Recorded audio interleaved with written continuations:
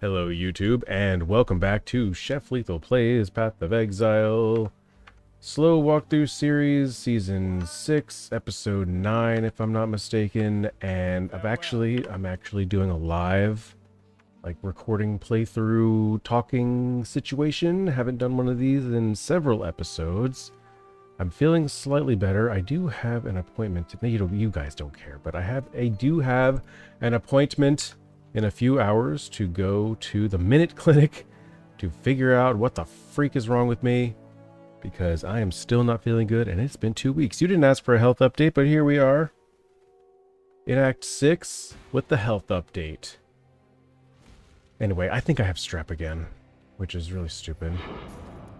I'm not going to pick those up. Those are from Heist, which I used to really like, and then they made some changes, and I don't find it to be as enjoyable.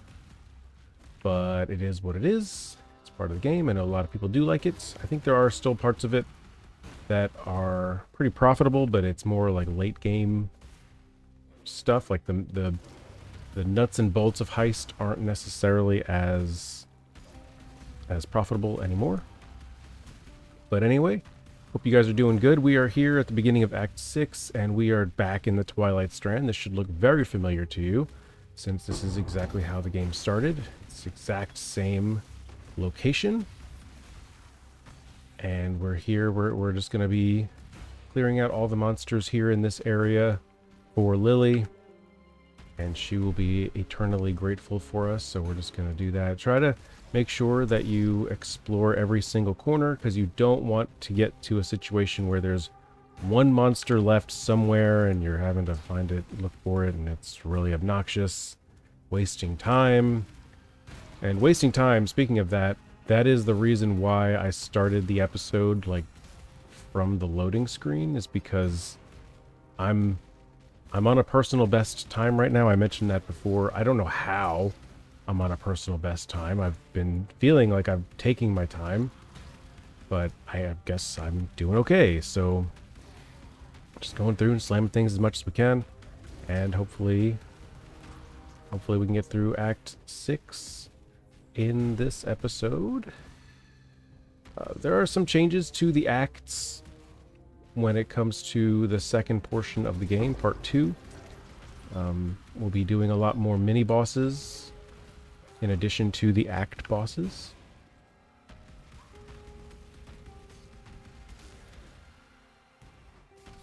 Okay. That did not get everybody. Dang it.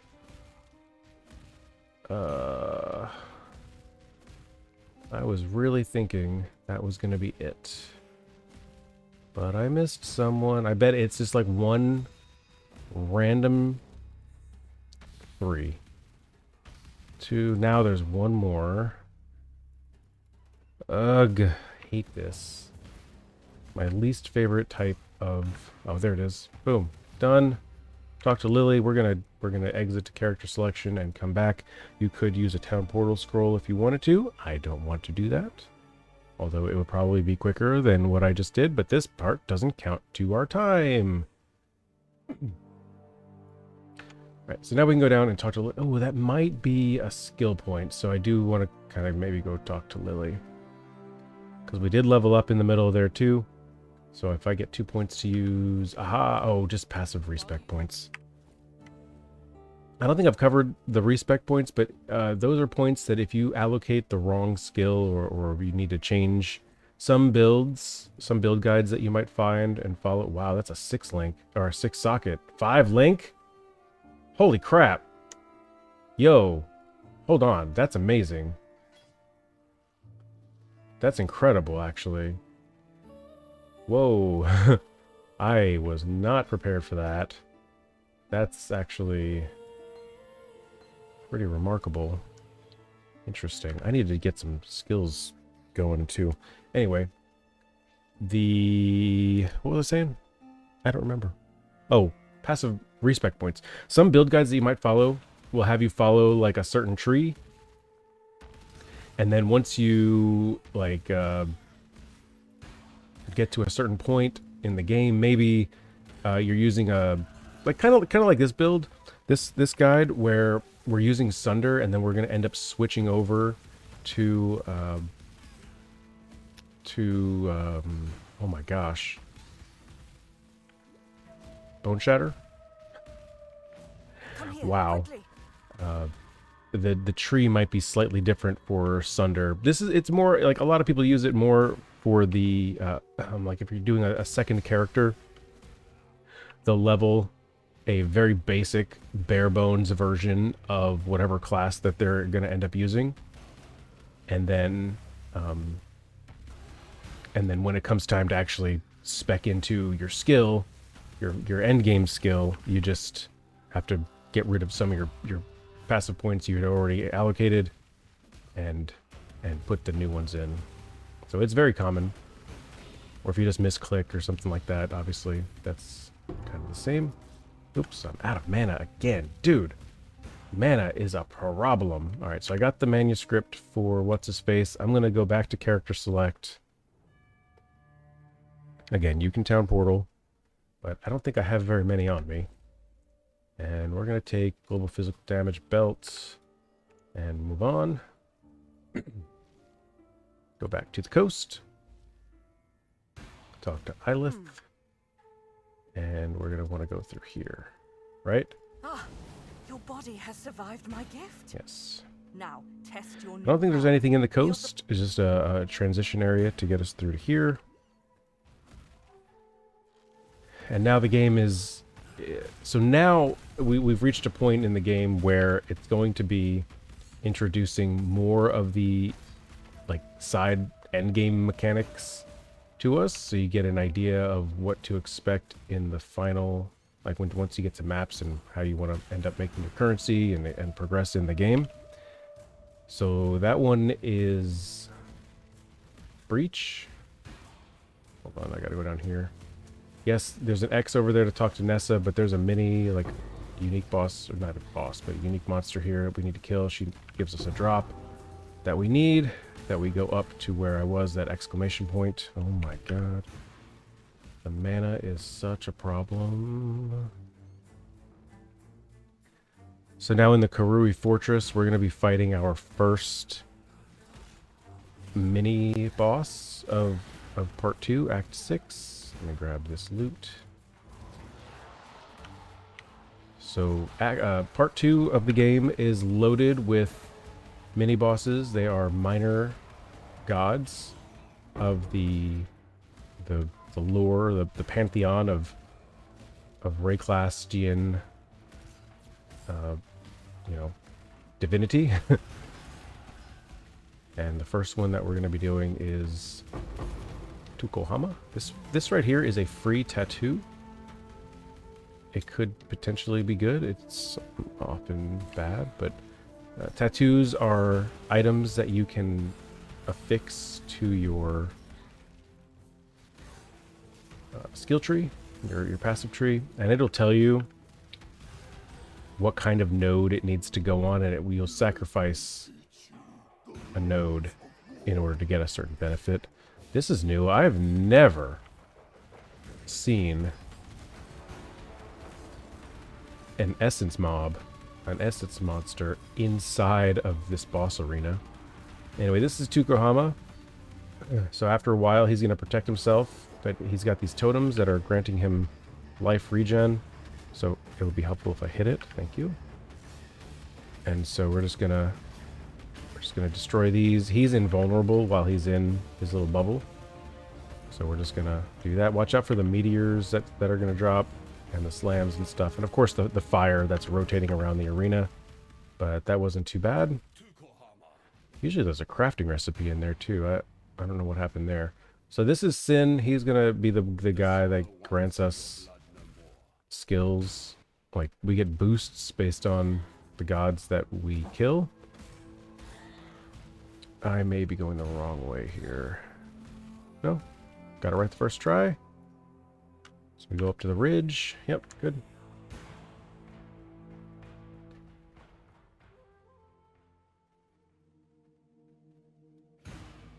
The waypoint. That's weird. The waypoint is the opposite direction of the way to go. Even though if it's just 2 steps, it's still the wrong way. Like, why would you do that? Why would you do that to me? I have a hard enough time going the right way. And you're forcing me to go the wrong way. I need to kill some more monsters to fill up my Quicksilver. I need to remember to change out my gold flask for another Quicksilver. Maybe see if I need to upgrade my mana flask. The mana flask really isn't the issue. The issue is that I just don't have a large mana pool. This guy is really tough. There we go. Get out of here. Get this loot. Some good currency. Let's see what this guy is. A war priest. And we still cannot recruit. And he's an armor energy shield dude, so I'm not even gonna look at the items. The items are not gonna be good for me. Our Sunder's ready to go.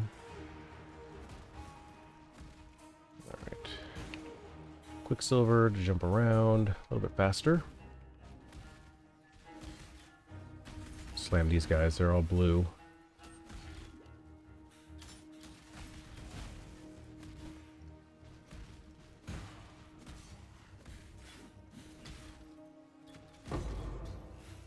I'll take it. So a lot of this like other currency I haven't really been talking about. Like the armor is scrap that we just picked up, or blacksmith whetstone, or blackstone whetsmith. Those will add quality to respective items of gear. So the blacksmith whetstones will give quality to your weapons. And the armor scrap will give quality to your armor, believe it or not. And quality just improves the stats on an item. It won't improve the affixes that you have applied to your item, but it will affect the base stats. So if your armor is 0% quality and offers, 500 armor, it will change that base value as you increase quality to make it better. Who knew higher quality items would be higher quality? That's a Vol side area, not going to do it. I'm going to just test my luck here and go south down. There's a trial here, which I didn't know. It's a long dead end over here. I could have guessed that. What's going to be the best way for us to get over here? I'm going to try going this way to get down there to the trial. So far, this is looking tasty. Ooh. Taking a lot of damage.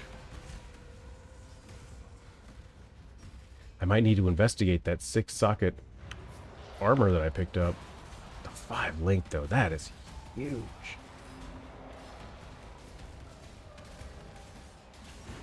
Even if it's not the best as far as the modifiers on it, it'll still be worth holding on to, at least for a little bit, to try to get some crafting on.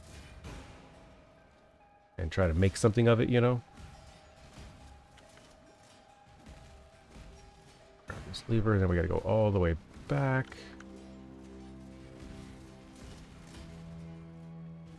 Ah. If you see monsters in these bubbles, they're called temporal bubbles. If I'm not mistaken, or proximity bubbles. They cannot be injured from a distance. You have to be right up on them.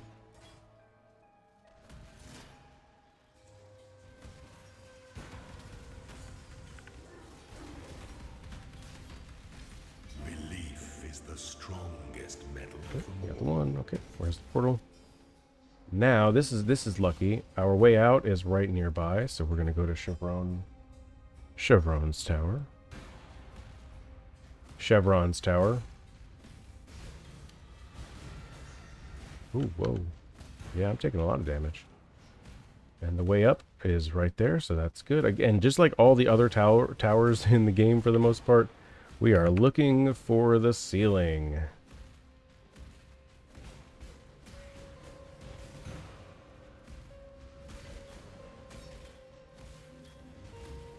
And there we go. Oops. Oftentimes, if you find a doorway that has a transparent or a partially blocked door, like a door that has like a barred door, you can usually frost blink through them. Usually. And you don't have to waste the click to try to open it.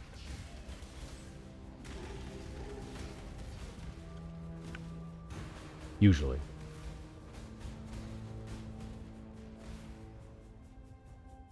This should be the penultimate level before the top. Just based on my rough math. I'll take a life flask. I guess just recently I've been needing some life flasks here and there. But by and large, it's the mana that's going to be the problem. I was right. Look, it's the ceiling. It's the rooftop. So there's Chevron. I've got 3 points I can use. Holy moly. Where are you? And then there's Brutus. I stunned him. Dude, stay still. Just watch out for his big slams. Yeah, he's doing some damage. And then after we get him down a bit, we're gonna have to fight Chevron, who does a lot of lightning damage. Watch out for the obvious big slams and stuff.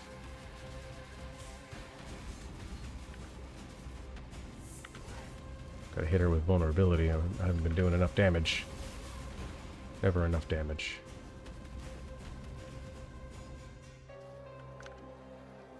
So then she gets down, and then they conform into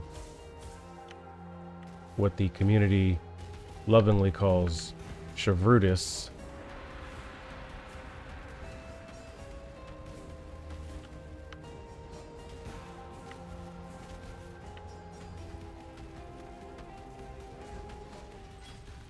And we get another piece of armor. It's good.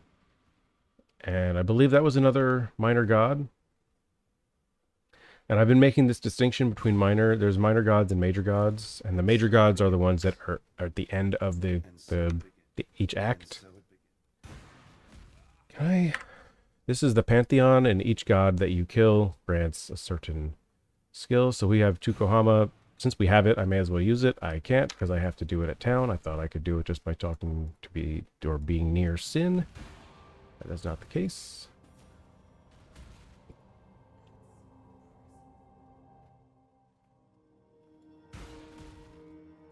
Here's our waypoint. I am going to head back to Lion Eye's Watch just for a moment to empty out the inventory a bit.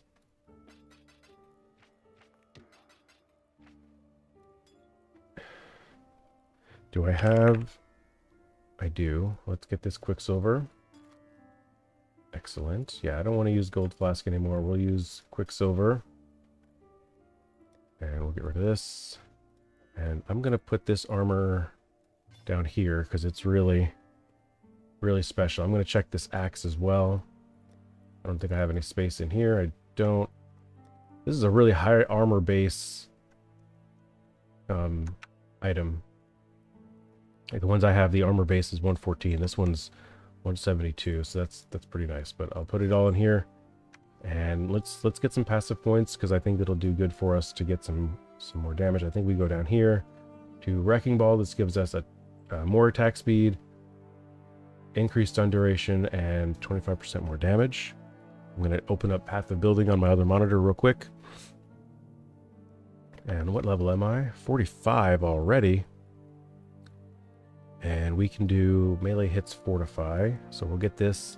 These center skills are called Masteries. They give nice bonuses. Do I have any other masteries I need right now? Doesn't look like it. Alright, I've got to go to the level 54 tree. And we're going to do another really big upgrade here. 40% increased damage with hits against rare and unique enemies. That's huge. And a little bit more strength. Oh no, I don't have the points for it. Never mind. Dr. Bestel, he didn't want to talk to us. Sin's down there. Oh, look at that. We get a nice point. And now I can do some strength. And now I can apply the the soul of Tukohama. It's not terribly useful for us right now, but it is what it is. And then I can go straight back to Prisoner's Gate. And away we go. We've got a road here.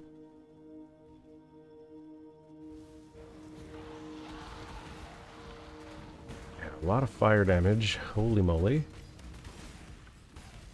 Whoa, yeah, they're doing some damage. If a monster has a modifier that says periodically enrages, you want to be careful, because it means that they get mad. And when they get mad, they do a lot more damage. Not only do they do more damage, they also like move faster, attack faster, just become a lot more obnoxious. This is the way out.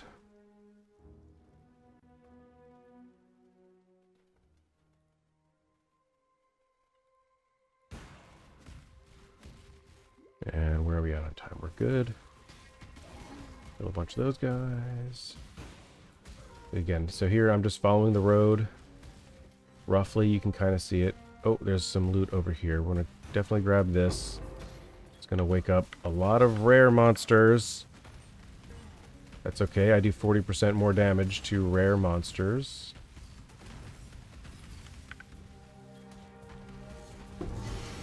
Unique ring. Nice. Level up. This is going well. We're at monster level 48 and we are 46. So we're 2 levels down, which is good.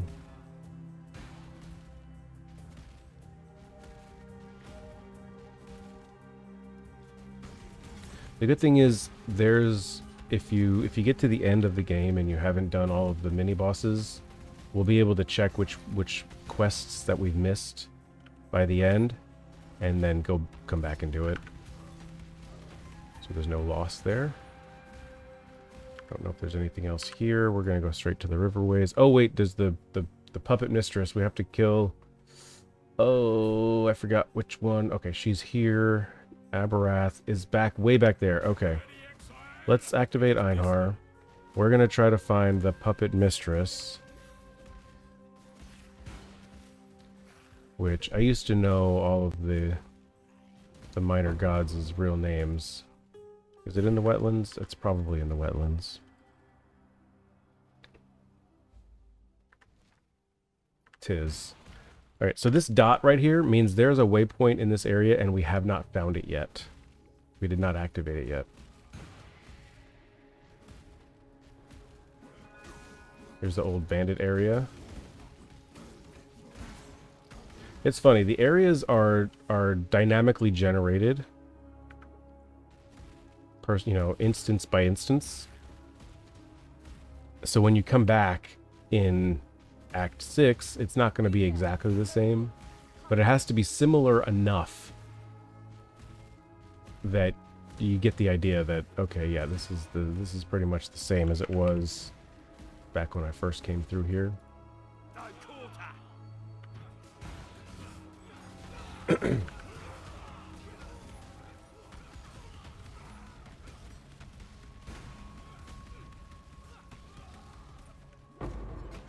I'm only getting a few slams before I've got to hit my mana potion. I have a feeling I'm going the wrong way here.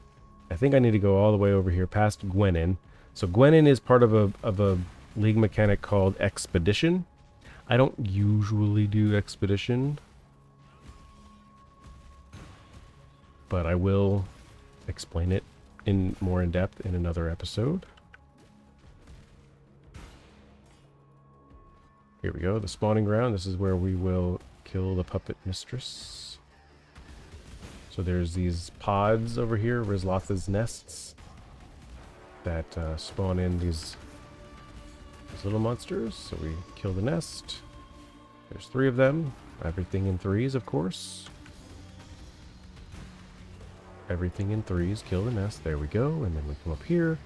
There she is. And slam. Da da da da da da. Let the boys be boys. I don't know how useful the decoy totem is on this boss in particular, but I'm putting it down anyway. Sweet. Talk to Tarkly for a reward. It'll probably be a passive point.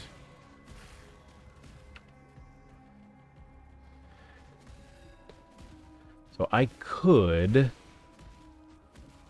do a log out and log back in to get back to the town, to use the waypoint to get to the back area where I need to go fight the Cloven one, defeat Abarath. But I wanted to get this waypoint first, and then we come back to Prisoner's Gate, and we have got to find this side area. Let's try up here. Oh yeah, look at all these special monsters here. Good. Just enough to get our Quicksilver filled up. And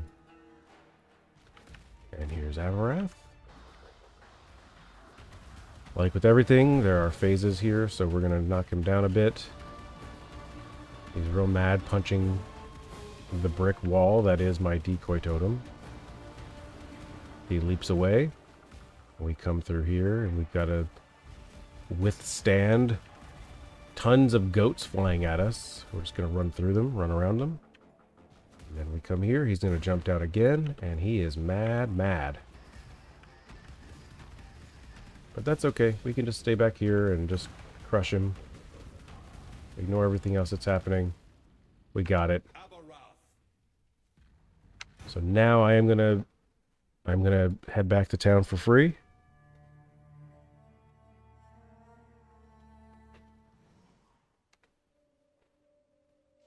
Talk to Bestel. We get a passive point.